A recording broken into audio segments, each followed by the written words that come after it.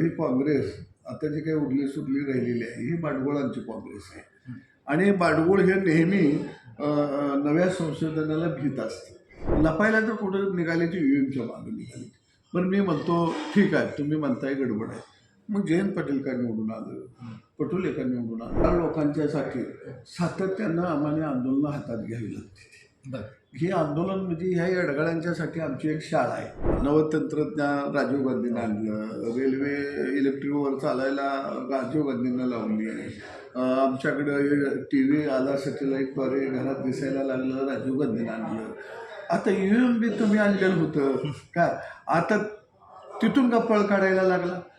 म्हणजे एका बाजूला नवतंत्रज्ञान या देशामध्ये आम्ही आणलं. अरे तुमच्यामुळे या देशामध्ये मुळात तंत्रज्ञानच आलं नव्हतं 50 वर्ष.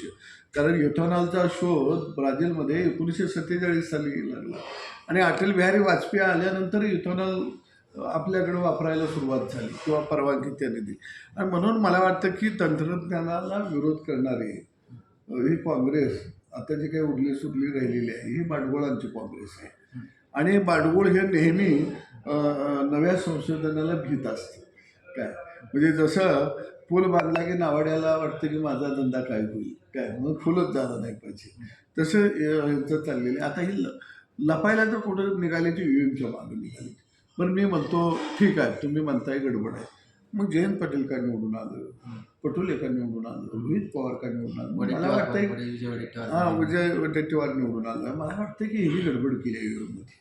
तेवढंच कसं काही निवडून येते ते, म्हणजे 100% यांच्याकडे काहीतरी तंत्रज्ञान गडबडीचं असलं पाहिजे. कारण पूर्वीपासून येऊन वापरतात ना. अरे बाबा, या महाराष्ट्रातल्या गोरगरीब जनतेनं खऱ्या अर्थानं एक हाती सत्ता राज्यामध्ये असली पाहिजे. यांच्या महाविकास आघाडीच्या सरकारला गेल्या 2.5 वर्षातल्या कामगिरीला कंटाळलेली होती. कोरोनाच्या काळामध्ये लोक सगळे तुम्ही देवाच्या भरोश्यावरती सोडून दिलेली होती. शेतकऱ्यांचा भाजीपाला शेतामध्ये सडत होता, दूध गोट्यामध्ये राहिलेलं होतं. जे काही दूध गोळा केलं तुम्ही, दुधाला भुकटीला अनुदान दिलं, ते पैसे तुम्ही सगळ्या संघांनी लाटलं. आज आमचं सरकार डायरेक्ट दूध उत्पादकाच्या खात्यावर 7 रुपये देतं. आणि त्यावेळी तुम्ही दुधाच्या नावावरती सरकारमधून पैसे काढलं का काढलं, दूध संघाचं दूध घेतलं आणि ते पैसे तुम्ही सगळं लाटलं ना रे. लोकांना नाही वाटलं कोरोनाच्या काळामध्ये खऱ्या अर्थानं प्रचंड आर्थिक महामारी यांनी आणली या राज्यामध्ये. कोरोना म्हणजे ह्यांच्या दृष्टीनं संकट नव्हतं, कोरोना हा यांच्या दृष्टीनं वरदान होतं. ह्यांना खायची चंगळच होती. कपड्यात पैसे, ऑक्सिजनमध्ये पैसे, औषधमध्ये पैसे, काय हायगाईच केली नाही. ह्यांना असं वाटत होतं की हे कोरोना अजून एक वरीसभर राहिलं पाहिजे, म्हणजे आपल्याला चंगळ मजा करता येईल. आणि म्हणून मला वाटतं ईव्हीएम मशीन हे खऱ्या अर्थानं महाराष्ट्रातल्या जनतेनं ते तंत्रज्ञानाचं स्वागत केलं. आणि या निवडणुकीमध्ये गावगाड्यानं अरे माय माऊलीनं वाटली कशी. अरे हात सगळ्यांनी का बजवला. आता वाटलं या राज्यामध्ये तुम्हाला आनंद झाला पाहिजे. ते म्हणतात 5 नंतर मतदान कसं वाढलं. मला वाटतं हे नाना पटोले उद्धव साहेब तर काही इंडियाचा मुकाबला आहेत, ते कधी भारतात येतच नाहीत. भारतात ते हवा पाळतायला येतात इंडियातनं काय. पण तुम्ही जरा राहायला आता भारतात या, तुम्हाला कळलं की मतदान 5 नंतर का वाढली. कारण दिवसभर शेतावर काम करायला माणूस हा दिवसाच्या बोलीने येतो. तो काय कंपनीत कामाला येतो शेतावर, त्याला धार काढायची असते, मशीनं धुवायचं असते, गेला धुवायचं असते, चारा पाणी शानघाण करायचं असते, वैरण आणायची असते, पाणी पाजायचं असतं. आणि पिकाला पाणी दिवसा पाजलं तर जरा बरं असतं. कारण रातचं पाजायला गेलं तर इच्छू साप चावतं.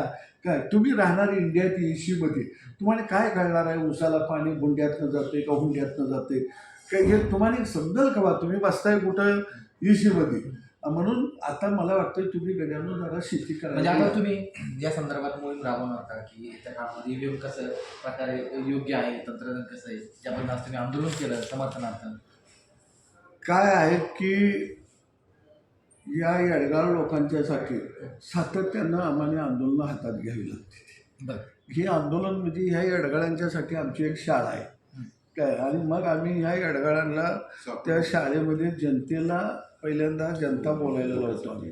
आणि मग जनता सांगते की बाबा तुम्ही अडाणी आहात, शिकलेले नाही. आता मला सांगा, मशीन हॅक होते, यो रोहित पवार म्हणून आपल्या काय एवढा शिकला असतो, तुझ्याकडे इंजिनियर आहेत भरपूर काय. त्याचा अर्थ तू काय कॉपी करून पास झालास का. आमचं जयंत पाटील इंजिनियर आहे, त्यानं जरा हॅक करून दाखवावी का कॉपी करून पास झालं या. आणि त्यामुळे हिने आंदोलन सुरू केलं की आम्ही गावात आंदोलन सुरू काय. का करणार आम्ही. अरे आमचा अपमान आहे ना हा. आम्ही मतदान केलंय, आम्ही माहीतला मतदान केलंय, माही मौलीनं केलंय, त्या मतदाराचा तुम्ही अपमान करताय. मग आम्ही अपमान का सहन करायचा. म्हणून आम्ही येणार रस्त्यावर. आमचा अपमान करू नका, माफी मागा.